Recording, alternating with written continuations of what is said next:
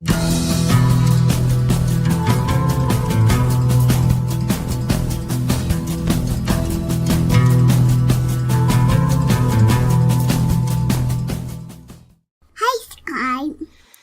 morning and good afternoon, everybody. Welcome to another episode of D.E.I. Deathwatch, the continuing chronicle of the long overdue, hopefully, disintegration of diversity, equity, and inclusion in our world. But with people pushing back all the time and making excuses elsewise, how long will it take? Probably a while. We're going to see some stories about that here today, as we have previously. This is episode 7. We're already 7 episodes deep into this series. Holy cow. Time has flown. But who's joining me on this beautiful Monday morning or afternoon, depending on where you are? Kiever Dam, good morning. Walter Tomaszewski, good morning. Unfair Ophelia, good morning. And also, guys, to remind myself, at the top of the chat box, there's a link to the Leukemia and Lymphoma Society. If you guys can take a look at that. If you're able to donate, please do so. But even if you can't, if you can share that out on social media, that would be appreciated. So thank you ahead of time for that. And moving on, Carol Soldier, good morning. The Best Remy, good morning. Draco Rincewind, good morning. Tier Alexander, good morning. Funtime Bats, hello. Josh Hammond, hello. Full Metal Joker, hello. Who else is here? Keldrig, how you doing, Keldrig? Nice to see you. Mike Savage, Blarg. And anybody else who's lurking, anybody I missed, I don't think I missed anybody, and anybody in the future, good morning. Let's see. Oh, Simon Willikins. Good morning. I'll watch this now, but afterwards I have to call my bank because apparently they need to verify before I can make a $46 purchase on Amazon. Okay. Well, I hope you're allowed to spend your money, according to the bank. And Resolute Germ, good morning. Texas Attorney General Secret Agent. Oh my gosh. Long time no see. How you doing? Hope you're doing well. Texas Attorney General Secret Agent. To this day, I do not know what the TXAG actually means. I just assumed because I'm weird like that. But I like my version better. Whatever the real answer is, I like my version better. Anyway, let's move on to our first story, a story that I thought we might have covered on Midnight's Edge this morning, but we were too bogged down with Oscar stuff and box office stuff. Not to say that that's not important and interesting, but this is movie news after a fashion. Paramount is rolling back DEI initiatives to align with Trump mandates. Well, I must admit, I have read a little bit into this article previously. There are some magic words that come out of Paramount in this announcement. For those of you who are veterans to the show and to the channel, I wonder if you can spot them when I say them, or notice them when I say them, etc. Paramount Global, as it seeks FCC approval for its deal with Skydance Media and amid a pending lawsuit filed by President Trump against CBS News, told employees that it will change some of its diversity, equity, and inclusion programs to comply with the Trump administration's directives. Yes, because only now, guys, remember, only now are DEI policies questionable. In a memo to employees Wednesday, Paramount co-CEOs George Cheeks, Chris McCarthy, and Brian Robbins cited the Trump administration's mandates as requiring, quote, changes in the way the company approaches inclusion moving forward. As a result, some of our policies must change to comply with these new mandates, unquote. Let's get into that here in the next paragraph or so. Per the Paramount co-CEO's memo obtained by Variety, the company will no longer, quote, set or use aspirational numerical goals related to the race, ethnicity, sex, or gender of hires, unquote. In addition, it has ended its policy of collecting race, ethnicity, sex, or gender data for U.S. job applicants on its forms and careers page, except in markets where it's legally required, per the memo. Did anybody spot it? Did anybody spot the magic word in particular? I'll give you a moment to think about it. But first, Keeverdam, thank you so much. Sorry for forgetting to post the fundraiser. Got to get to work right now. No apologies needed, Keeverdam. Everybody, remind Keeverdam that of everybody in the chat, and especially amongst the moderators, she's the last person that has to apologize for anything.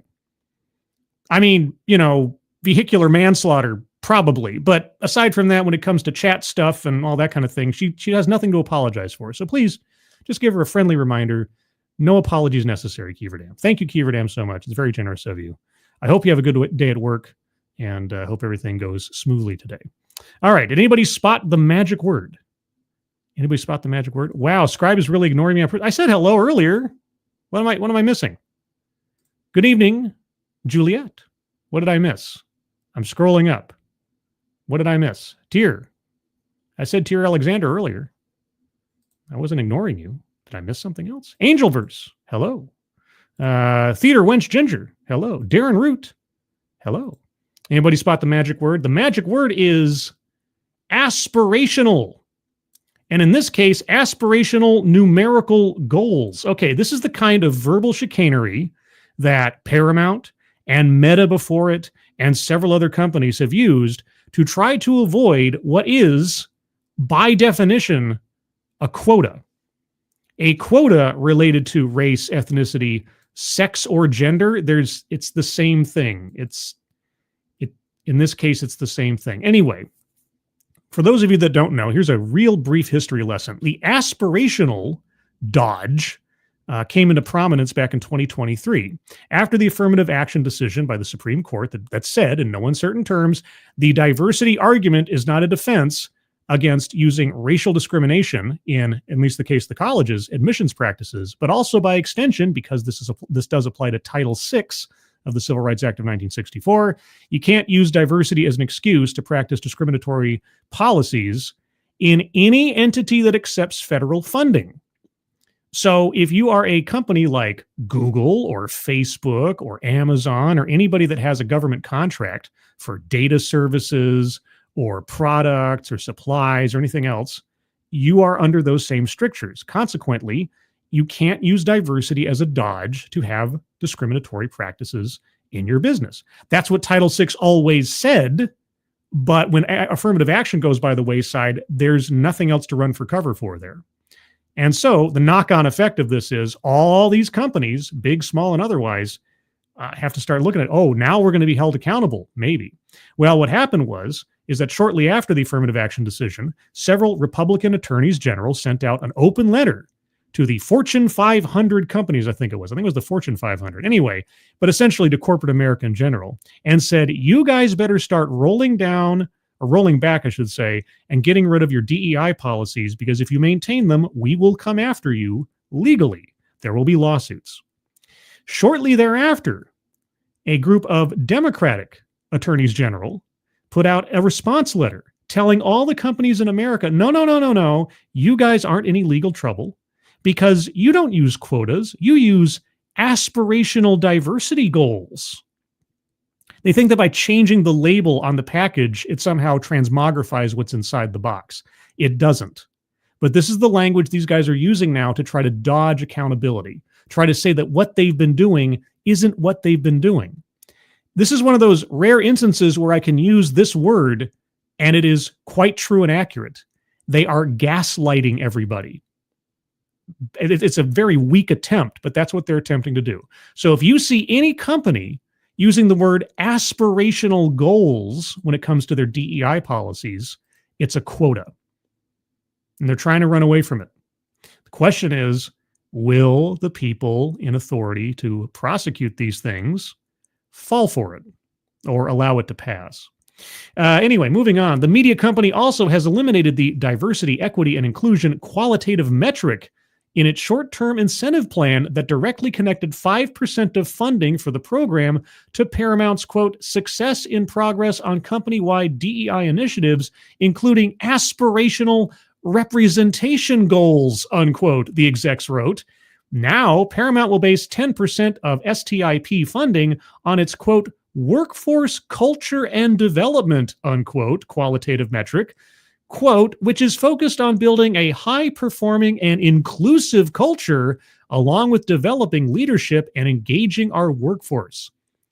Inclusive culture. I've been waiting to see what were going to be the prize alternative terms to DEI. Previously, I saw impact and human capital being pushed, but culture and inclusivity seem to be the fallbacks. And inclusivity, and inclusive in particular, are interesting because that is the favorite word of the Bridge Marketing Trade Association that we've talked about several times on the show before, because their inclusivity index is their attempt at trying to set some sort of like metric, measuring stick for companies to achieve DEI excellence without calling it DEI. So yes, workforce culture and development, inclusive culture. Let's make sure we're developing our vocabulary as we go forward here. Quote, with our business objectives firmly in mind, we will continue to evaluate our programs and approach to ensure that we are widening our aperture to attract talent from all geographies, backgrounds, and perspectives. The Paramount execs wrote, backgrounds. It's coming back. This is like a bell curve. When I first started covering diversity stuff, they really leaned on that word backgrounds. They really couched their language and tried to put below the fold what they were really doing. So they'd use words like backgrounds and perspectives. And then that started to taper off, and they started to become much more bold about what they were talking about, to where there was no veil any longer. They said outright, yeah, no, we're hiring people on the basis of their race and gender. Now it's coming back down. It's coming back down to 2016 terms. It's interesting. Quote, that may mean expanding existing programs while ending others. As our policies continue to evolve in the future, we will be sure to share those updates with you, unquote. Trump has made the shutdown of DEI initiatives across the federal government a priority, and his administration is applying pressure to thwart such programs in the private sector as well. Well, he doesn't have to do that much heavy lifting if they would just enforce Title VI and Title VII strenuously. But I'm just a broken record.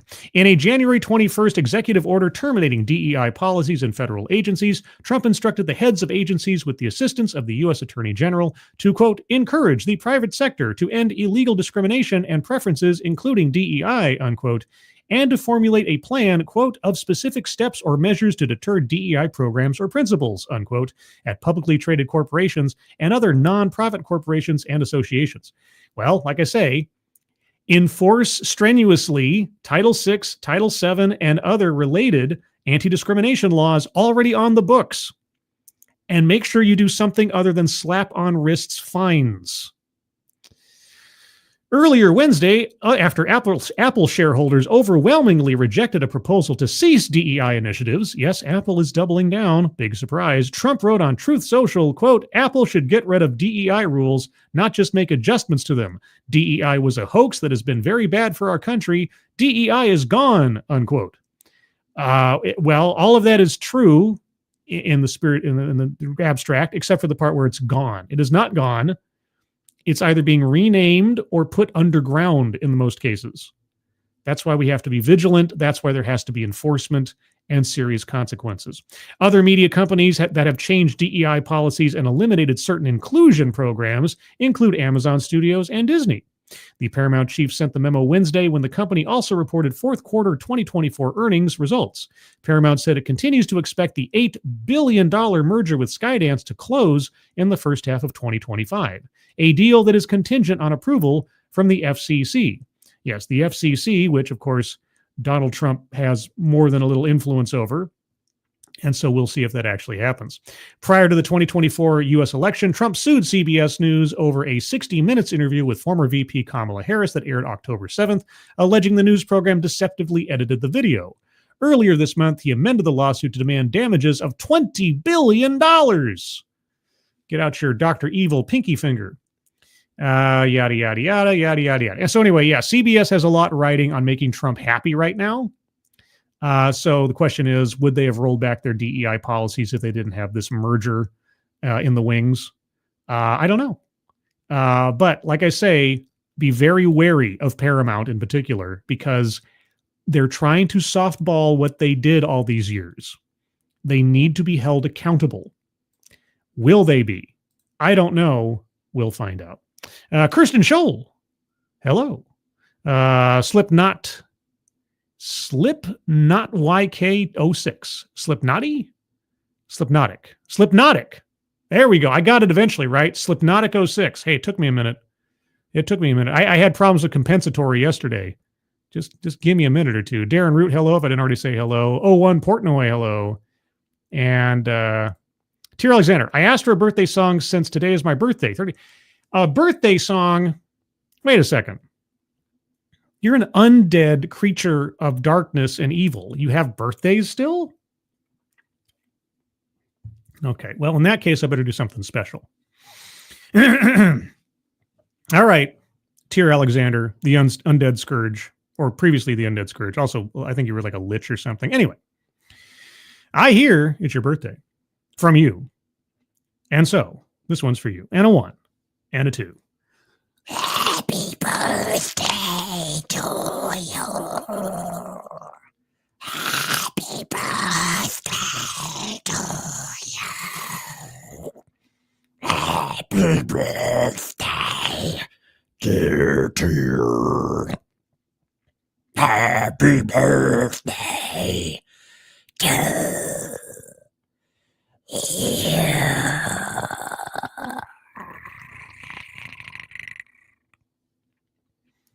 Happy birthday, Tyr Alexander. Did you get your money's worth on that one? Boy, my vocal cords are shot. Also, hello, Blue-Eyed Scream. Anybody else I missed in the meantime? Captain DN, rather than Captain N. One of my favorite superheroes from the 80s. Oh yeah, Captain N with Mega Man and Simon Belmont. Fighting Mother Brain all the time. Golem Smeagol. That's more like, you stupid fat hobbits. That's like a more Golem Smeagol thing. I don't know if that came through on the microphone. Hopefully I didn't blow it out. Anyway, let's move on to our second story. Our second story about the wonders of nature. Yes, the nature of $75 million in trees. What, you might ask, does this have to do with DEI? Well, I guess it does, because that's what the headline says. $75 million was awarded to plant trees in places that badly need them. In anti-DEI push, that's over.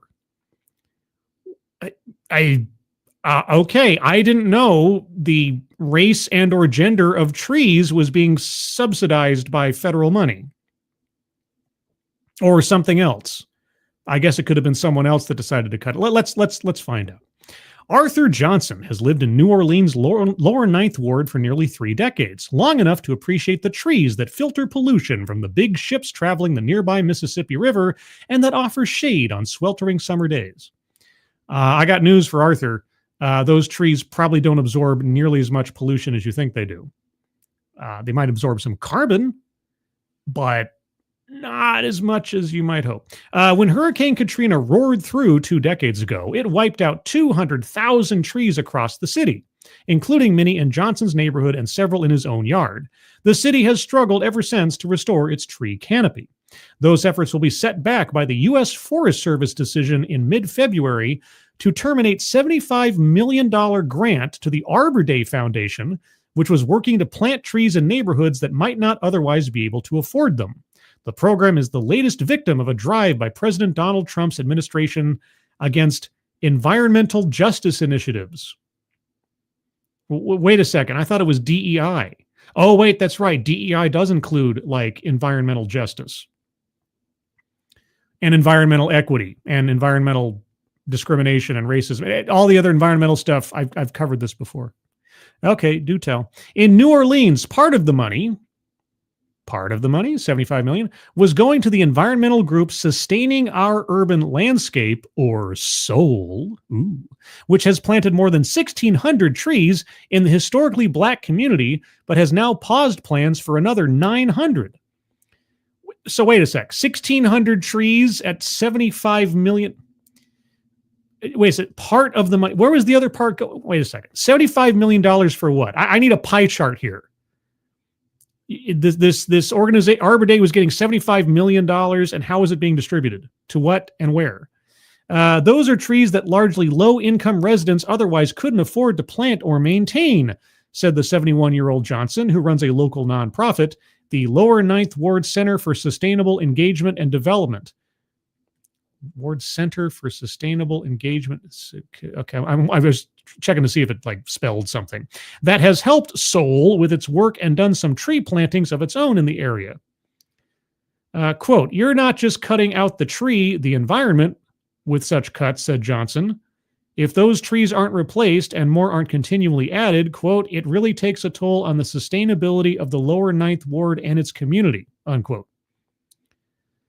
Okay, the benefits of trees are vast. Thank you, Mr. Wizard. They capture stormwater and replenish groundwater. They help clean the air in polluted areas, improve mental health, okay, and cool air and surfaces of the built environment, especially during heat waves that are growing more intense and frequent with climate change. One study by the UCLA Luskin Center found that shade can reduce heat stress on the human body from 25% to 35% throughout the day. And much research shows that low-income and communities of color have fewer trees and are hotter than better-off neighborhoods. It's environmental racism, everybody. The Arbor Day Fund's grant was part of former President Joe Biden's signature climate law, the Inflation Reduction Act. Well, how's that working out for us? Which spent $1.5 billion, which sent $1.5 billion, well, that's about as much as Kamala raised for her campaign, to the Forest Service Urban and Community Forestry Program. Okay, so wait a second. $1.5 billion went to the Urban and Community Forestry Program. Okay, I'm guessing that was supposed to be spread out amongst the entire country. And so $75 million of that went to the Arbor Day Foundation, and then some portion of that went to the New Orleans Lower Ninth Ward. Okay, in a February 14th email canceling the grant, the Forest Service wrote that the award, quote, no longer effectuates agency priorities regarding diversity, equity, and inclusion programs and activities. But Dan Lamb, the Arbor Day Foundation's chief executive, said the projects weren't just going to serve disadvantaged people. Well, okay, but they were for, I thought they were for, okay, they were going to benefit every member of the community, he said. Well, then why was it tagged with some sort of like environmental equity stuff? What? They were going to benefit every member of the community, he said. In total, 105 nonprofits, municipalities, and indigenous organizations from Alaska to Florida to Maine have lost funding for critical environmental projects, the foundation said.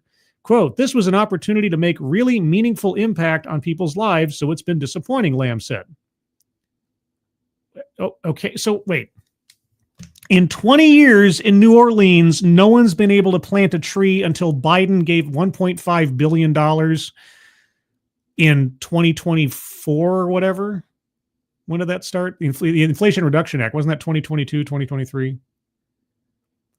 The Forest Service didn't say if other recipients of the $1.5 billion forestry investment had also had grants terminated. Well, why wouldn't they? Because it's all part of the same thing, right? In a statement, its parent agency, the U.S. Department of Agriculture, said the agency was following directions to comply with Trump's executive orders. Quote, protecting the people and communities we serve, as well as the infrastructure, businesses, and resources they depend on to grow and thrive, remains a top priority for the USDA and the Forest Service, the agency said. Okay. I'm a little confused. Why? I can kind of see why this falls within the DEI umbrella, because it's environmental justice, and they so entwined all this stuff into being racially motivated and everything else. I can kind of see that. Can't you just reapply for a grant otherwise? Is there no avenue for that? Like say, okay, well, we're going to take all of the environmental justice nonsense off the table and just say we want to have some more green spaces in places that need them. That has nothing to do with race. Oh, hold on. I have a phone call coming in. Hello? Hello?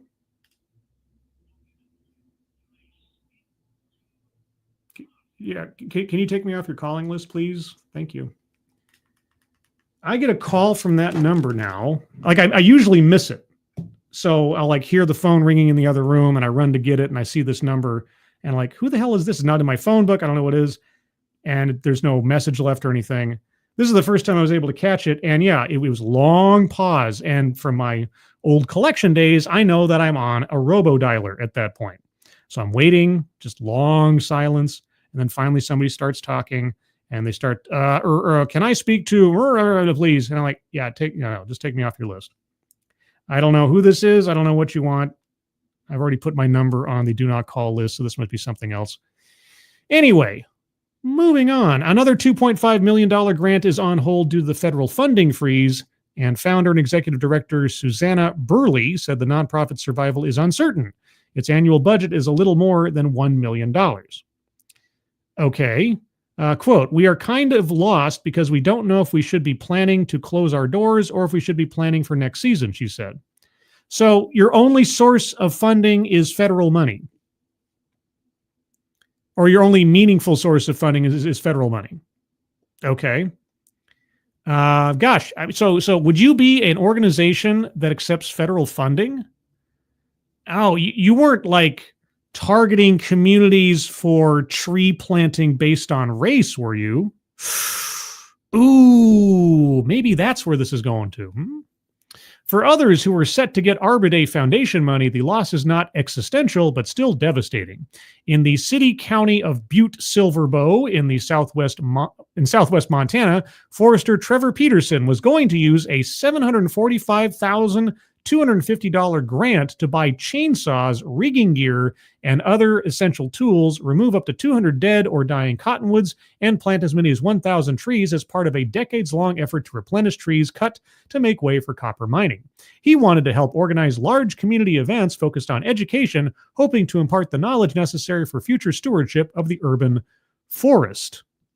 The urban forest. Okay. Quote, we will now have to go back to the drawing board to determine where to go from here, he said. There's information missing from this story, as I might have been underlining here. What metrics were used to decide who got the money and how much, might I ask? Were they racially based by any chance? I think that might be the case. Jackson County, Oregon was awarded $600,000 in grants to replant trees after wildfires in 2020 destroyed thousands of homes and charred more than 60,000 trees. The town of Talent, interesting name, lost 2/3 of its trees. The nonprofit Oregon Urban Rural and Community Forestry, URC, okay, founded in the fire's aftermath, fought for years to get a single dollar, recalled Mike Oxendine, the group's founder and director. The grant money from the Arbor Day Foundation was being used to help low-income and disadvantaged mobile home park residents, among the hardest hit by the fires, identify and remove hazardous trees badly burned or killed and replant trees for shade and cooling. Quote, this is a rural red area that needs it badly, said Oxendine. Quote, we hit temperatures that exceed 110 degrees every summer. We go through massive droughts and we're always prone to wildfire here. Well, if you're always prone to wildfire here, then how is planting trees going to help? The loss of funding will create a tremendous burden for the organization, he said. Well, I have to assume by some implications here and elsewise that there were caveats written into how this money was being used by these organizations that focused on race and not simply on class. If it was focused simply on income, I don't think the DEI culling would have affected these programs.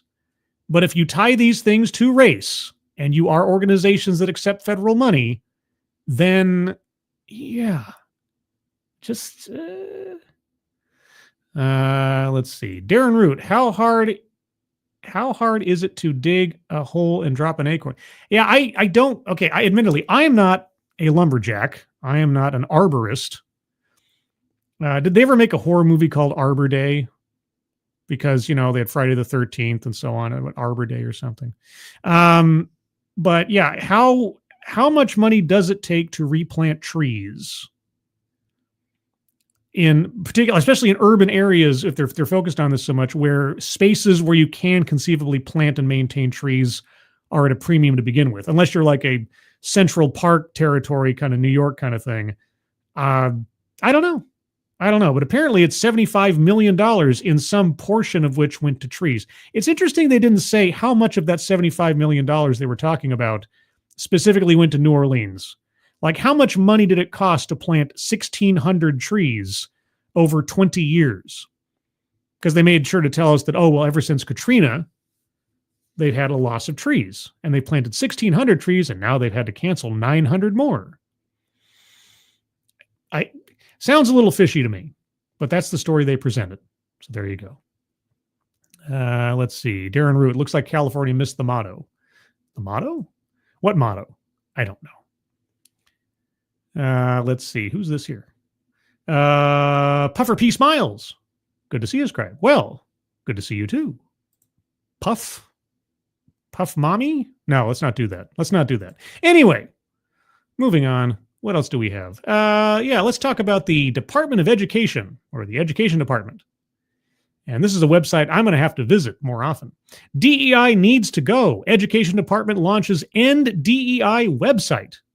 It comes hours before a deadline from the DOE to end illegal discrimination. And I like how ABC put illegal in quotation marks. I mean, especially after the Supreme Court decision. But let's move on. The Department of Education launched a first-of-its-kind website, enddei.ed.gov, just hours before a deadline warning institutions to end discrimination or they will be subject to federal funding consequences. If that's all you can do under the law right now, okay. I'd like to see some prosecutions. Anyway, the new online portal went live on Thursday for the community to submit discrimination-focused complaints. Oh, boy! Have I got some news for you? Boy, I tell you what, the next time I do a stream doing a panel discussion from college representatives and so on, talking about how they're totally in on DEI, I'll just send the YouTube link to this website. It'll be great. Quote, the Department of Education will utilize community submissions to identify potential areas for investigation, unquote, the new website said. The Education Department also vowed to maintain the confidentiality of the submissions to the fullest extent permitted by law. Oh, man. I got to go through my archive a little bit and check up on some of the schools I've looked at in the past, see if they're still doing what they were doing before. Oh, boy. DEI needs to go, Moms for Liberty co-founder Tiffany Justice. What a perfect name, Tiffany Justice, who helped orchestrate the launch of the site, told ABC News. Quote, DEI has resegregated our schools in many ways, and our children are forced to see race in ways that they never did, unquote. Yeah, there's a little school in Minnesota I did a video on a while back. It's still on my, I think it's on my front page of my scripted videos. I should check up on, what was it? It was the Ann something school in Minnesota. Yeah, they had racial affinity groups. They were really excited about. Boy, they were excited about their racial affinity groups in a public school. Yeah. The conservative firebrand, who called herself a messenger for parents, said she's been working on the website for a long time. Justice added that the site demonstrates that President Donald Trump's Department of Education is putting power back in the hands of parents. Good. Quote, for years, parents have been begging schools to focus on teaching their kids practical skills like reading, writing, and math instead of pushing critical theory, rogue sex education, and divisive ideologies, but their concerns have been brushed off, mocked, or shut down entirely, Justice said in the release. The new website says, quote, schools should be focused on learning, unquote, and has 4 boxes to fill out, including email, school district, zip code, and description of complaint. At the bottom of the site, there's a spot to upload an optional file. Ooh, you know what? In a few months, if they're still doing it, the Boom experience up in, what was it, Bellevue, Washington, I think it was? The Bellevue School District. I wonder if they're going to do the Boom experience again. That was my first, sort of quasi-journalistic endeavor on this channel. Finding that school district that was having an event just for male, Black, and Indigenous students, using taxpayer money to have an event just for those demographics, violating all sorts of laws. And then I started sending them emails asking them, are you guys, I think I sent them an email saying, can you explain to me how this event is not prohibited in its restrictions based on Title VI and Title IX and a whole bunch of other things? Never got a response, but within days of me sending those emails, they suddenly revised the fine print to the whole thing. There's a playlist about that whole adventure on my channel. I think it's called The Temple of Boom, or no, it is Down the Rabbit Hole. I think this is before the Down the Rabbit Hole series started. But anyway, that's just me remembering things. The launch comes as a 1,000-word Dear Colleague letter sent by Acting Assistant Secretary of Civil Rights Craig Traynor emphasized the agency will strictly enforce the Title VI civil rights law, stressing that discrimination on the basis of race is quote-unquote illegal. Well, on the basis of race, on the basis of sex, on the basis of religion, on the basis of country of origin, etc. There's a lot of things that are on the same equal legal footing as race under Title VI, but sure. The letter is critical of diversity, equity, and inclusion practices and programs which conservatives have criticized for years. Well, yes, and the basis of which, I don't know, were criticized back in the 60s for years. But education advocates decried the letter for its attack on DEI. The Education Trust Senior Vice President Will Del Pilar told ABC News that DEI was designed to, quote, provide opportunities, unquote. Yeah, provide opportunities to completely roll back civil rights progress over the last 4 decades or so. Quote, the whole point of these types of policies is, number one, to end segregation, right? Oh, Mr. Del Pilar, may I introduce you to an elementary school in Minnesota that was all excited about racial affinity groups. Racial affinity groups, rampant active segregation in a public school. And it's not the only one. I've done a few videos. I know I keep, sort of dropping this. I toot my own horn, but seriously, guys, come on. A quick internet here. Anybody, just look up racial affinity group school and see what you come up with. See if you find any public institutions that have published materials or videos or elsewise with the phrase racial affinity in them. Yeah, this is supposed to end segregation, right? Thank you, Chicago Mike. Nice to see you. Hope you're doing well. I'm waiting for DEI to get a new name so it is no longer DEI, but still trying to be diverse, equal, and inclusing. It's already started. Between Bridge and the work culture and development type things, company impact teams, they're workshopping all types of new variants over the last couple of years to try to maintain these same programs and mechanisms, but just alter the label a little bit so you think it's gone away. So yeah, inclusion standards, indexes, aspirational goals, it's already started.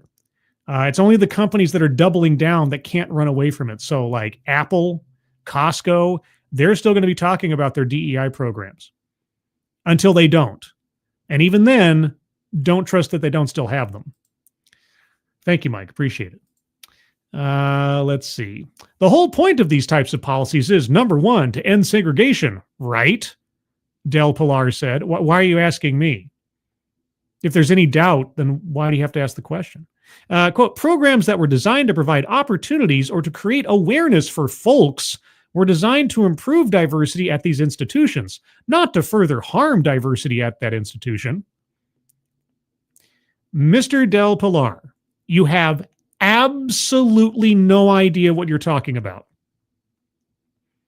You are the Education Trust Senior Vice President. Okay, you have absolutely no idea what you are talking about.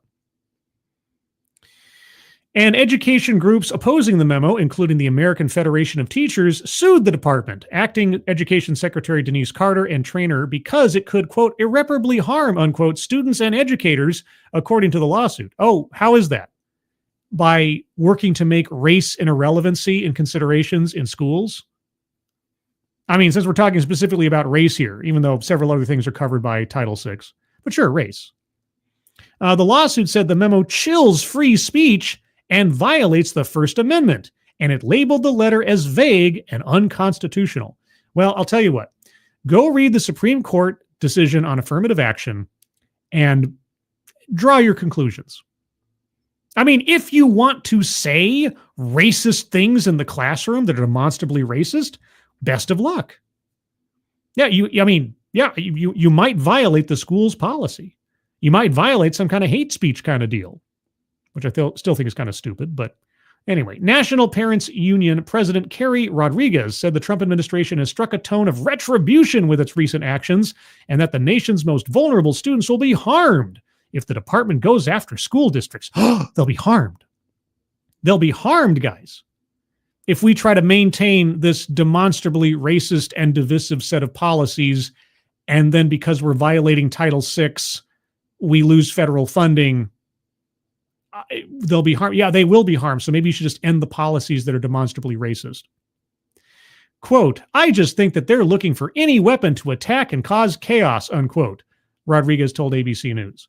Quote, and basically this deadline is just going to be adding another log to the fire at this point, unquote. Well, if you can't stand the heat, get out of the DEI business. I don't know what to tell you. Cato Institute education analyst Neil McCluskey said Dear Colleague letters are inherently nebulous and don't have the force of law. Well, here, Mr. McCluskey.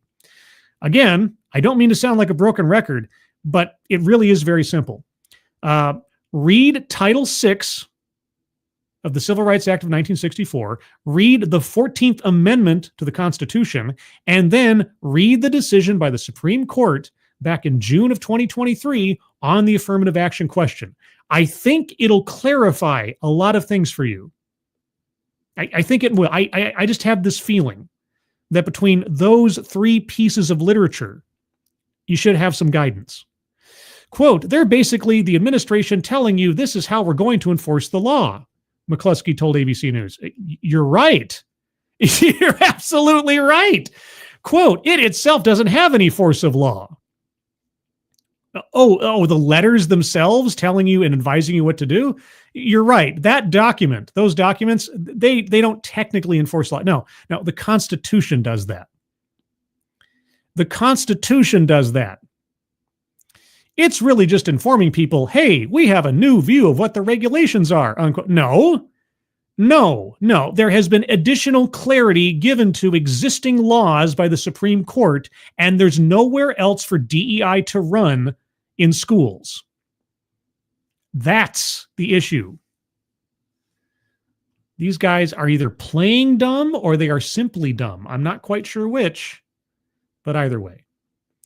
What time we got here? Oh my gosh, time flies. I have to decide. My intention when I started this series to keep it kind of a digest, about a half an hour or so. And then I find all these interesting stories and I just don't have enough time.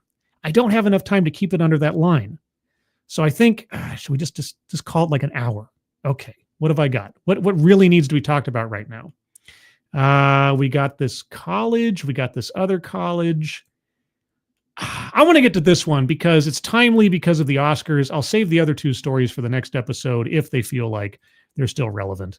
Because this one really, it's not DEI specifically, I'll say, but this came up and this seemed like the best show to fit it into. So we had the Oscars last night. Wicked won a couple of Oscars for, I think, costume design and set design, something like that. The guy who won costume design, I think one of his first lines in his acceptance speech was, I'm the first black man to win this particular Oscar. And as I do in so many instances where I see things like this, I tweeted out, wow, you're a black man? That must have taken years of study, I guess. But also, Midnight's Edge, 17, like Mickey 17? Was that a movie reference? I don't know. Hello, Midnight's Edge. Let's get into this. Is Wicked really a resistance musical? Well, I don't know, Michael R. Jackson. Tell me true. I first saw Wicked in 2003 when I was 22 and studying musical theater writing at NYU.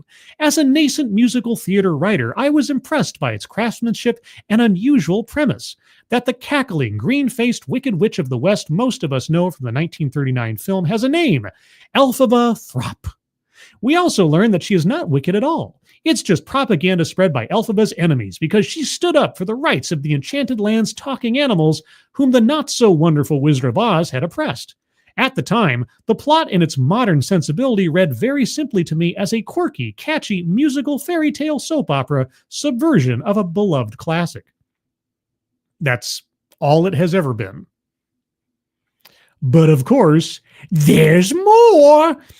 It was only in the intervening years that I learned that Wicked was intended to have real-world political resonance.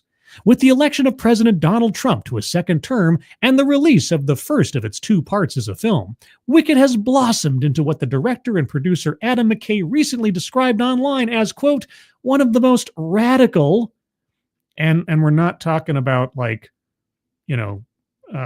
420 degrees radical, big studio Hollywood movies ever made, unquote.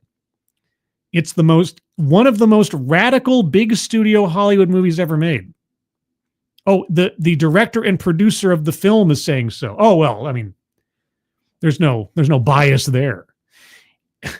Back to the author. It is now feminist, queer, and anti-fascist. Oh boy. My favorite 3 words next to diversity, equity, and inclusion. I've even seen it suggested, however unseriously, that releasing the film before the 2024 election might have helped Kamala Harris win the presidency.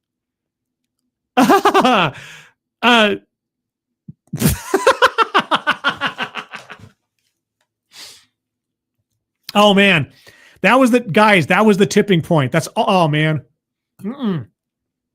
Beyonce, not enough. Taylor Swift, not enough. Wicked, that would have tipped the balance, guys. If only Wicked had come out before the election. Wicked Part 1 is up for 10 Academy Awards on Sunday. It only won 2, as far as I'm aware.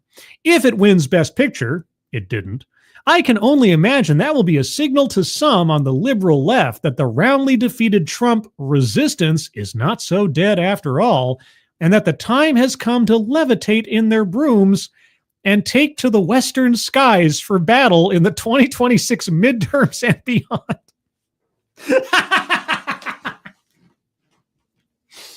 I'm glad I'm reading this now with the retroactive knowledge we have of what happened at the Oscars. That's great. But are assertions like this reading too much into this film? Yes. The answer is yes. 100% yes. Does Elphaba have anything at all to do with this or any political movement in America? Well, obviously its creator wants it to. Its actresses want it to. Or are we engaging in what I call progressive magical thinking, a mode of reasoning that takes existing texts and then tries to reclaim or reimagine them for the purpose of imbuing them with socially correct attitudes or critiques? Ding, ding, ding, ding, ding, ding, ding, ding, ding. You have answered your own question. We're done. That's it. That's where the article should end. Okay. Bending over backwards to try to make this into a message or a statement movie far beyond its ken is exactly the problem. Thank you, Kiro Soldier. How much copium are these people snorting? Well, the author at least seems to be aware of the reflex. I'm curious to know, though, does he take his own advice? As a musical and a film, Wicked falls squarely in the middle of this trend that has been exacerbated over time and by the internet's obsession with current events and timeliness. Okay, is the author about to get me on side? But the inclusion of these references and themes does not paint a convincing portrait of any real-world political parallels in either 2003, when Wicked opened on Broadway, or today.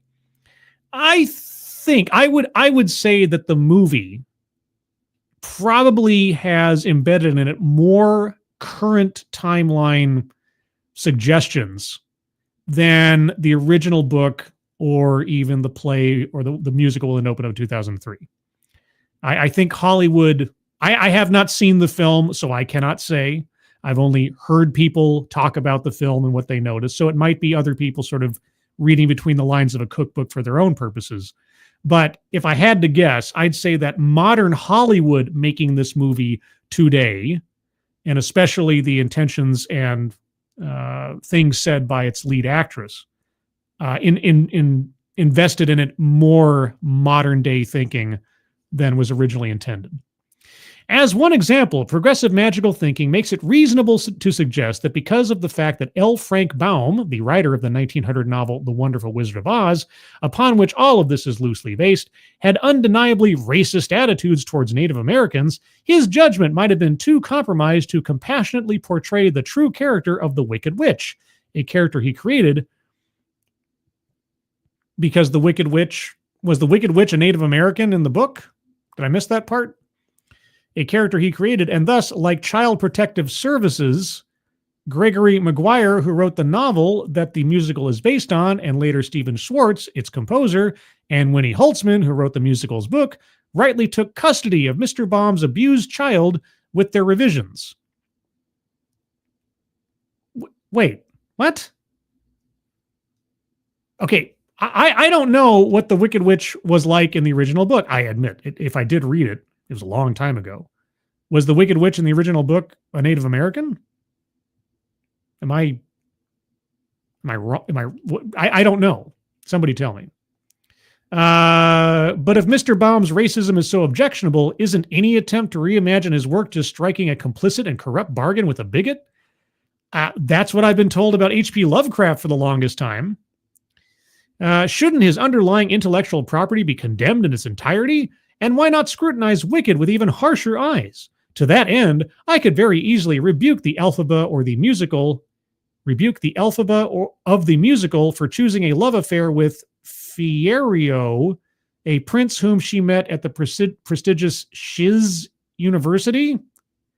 Well, shizzle my nizzle.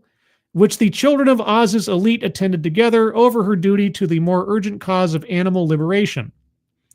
Is it because Mr. Schwartz and Miss Holzman were too corrupted by a crypto-conservative agenda to do the braver, more radical storytelling that would empower Shiz University's oppressed talking animal professors as well as those of us in the audience to revolt against our various fascist leaders?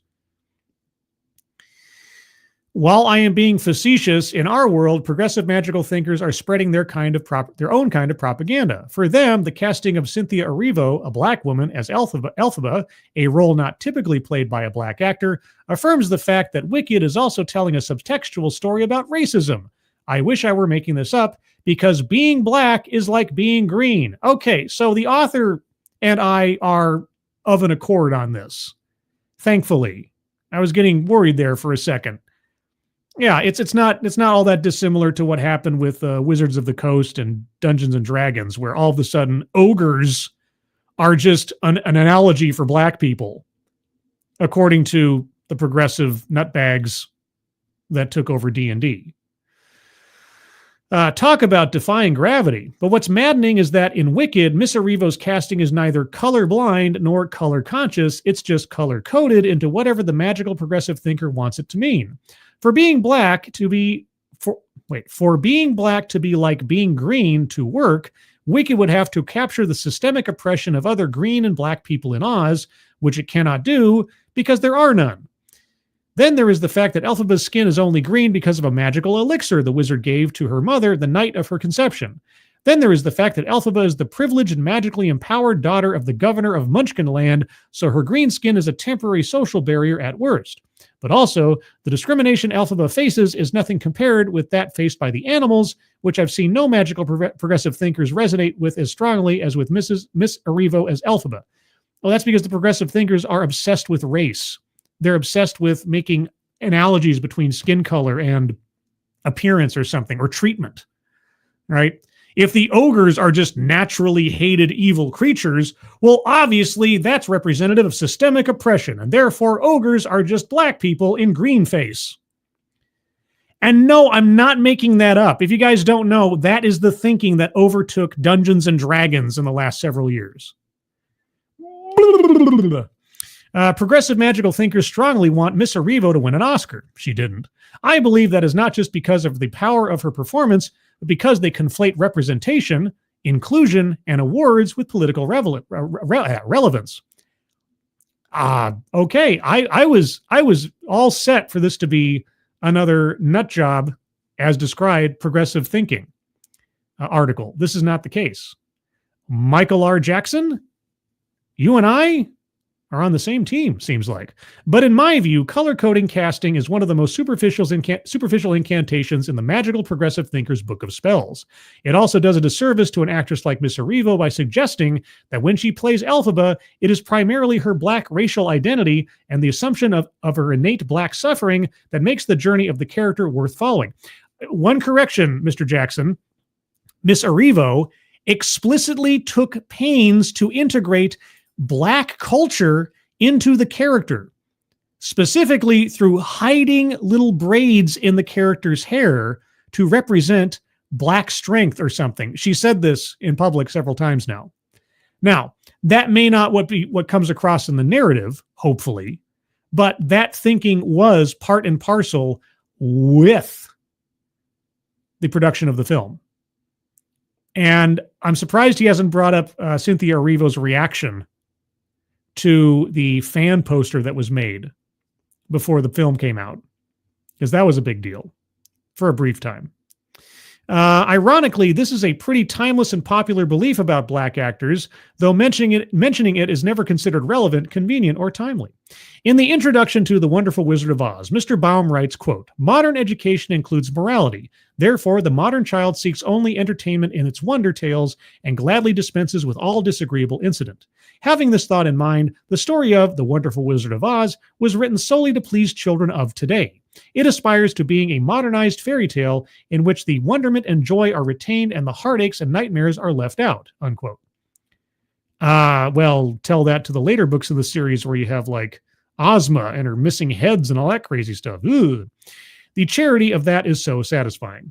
Mr. Baum may have been a flawed messenger with an authorial intention that is old-fashioned by today's magical progressive standards, but as an author and audience member, I greatly prefer it to attempts to promote a piece of art's timeliness over its timelessness. Well, Mr. Jackson, you and I are of similar mind on this, and I'm glad that you wrote this. You had me guessing there for a minute or two in those opening paragraphs and so on, but you were just projecting out what so many others want to believe is true. And that's where we'll leave it. A couple of things here. Tier Alexander, can I get a WTF and a link, please? To the story? Well, the story is a New York Times deal. I don't have a link to it directly, unfortunately. I had to PDF it. But the title is right here for you as a reminder. I'll leave it up for a minute here. So it's an opinion piece that came out on March 2nd. That's just yesterday. And it is titled, "Is Wicked Really a Resistance Musical?" And it's by Michael R. Jackson. So you can look that up on your own, if you will. Let's see. Anything else from people before I start wrapping things up? I haven't seen it, but did they make the Wicked Witch orange? I don't know what the Wicked Witch originally looked like in the book, or what she was described as. Because I've always had it in my head the Wicked Witch was green, but maybe they changed that. Let me check out really. What did the Wicked Witch originally look like? Let's see. Was there an illustration or anything? That was the Wicked Witch. Original design of the Wicked Witch. Okay, so let me, just for everyone's edification, as well as my own, because I didn't know this really until now, unless I'd seen it in the past and just forgotten about it. Let me pull that up there, and then I will stop sharing that screen, and I will present this screen. This is apparently the original design of the Wicked Witch. I'm still not quite sure what Frank L. Baum's opinions of Native Americans has to do with the Wicked Witch here, unless there's some textual details that obviously aren't presented here from the original book. But, well, there you go. Anyway, everybody, I'm going to wrap things up here. Those are the stories I have for today. Trust me, there are more stories oncoming. And I'm gonna take a look at some of my old hits in the educational department in my Curriculum of Fear series and see if some of my old friends of schools and colleges still have their DEI policies up, stated or otherwise, and see if I can't, I don't know, maybe I'll send a tip or two to the DEI page over at the Department of Education. We'll see how that plays out. Elsewise, did you know I have a Discord server? I have a Discord server. Would you like to join the Discord server? Well, you can join the Discord server through the link I'm about to put in the chat right now. Click on that link. You'll find yourself on the landing channel called Say Hello. And in addition to saying hello, you just have to say the secret word. The secret word will tell me that you've watched the stream, are not a bot, and thus earn the right, the privilege, the entitlement to join the Discord server. And today's secret word is Oz. Just say hello, Oz. and I'll know that you're talking about the wizard or the prison. And if you don't get that, you're probably better off. Outside of that, let's see, you could find me earlier this morning on Midnight's Edge in the morning, over on the Midnight's Edge channel, where we talked about the Oscars and box office and all types of stuff. Go check that out if you haven't already. You can find me again Wednesday on that same show, unless something precludes my attendance. And also Thursday at 6 p.m. Pacific, 9 p.m. Eastern for the next episode of TED Excellence, where I'll take a look at another off-brand TED Talk. I don't know if it'll be a super secret one like the last one, but it'll probably be interesting. I'll try to find something that's timely. How's about that?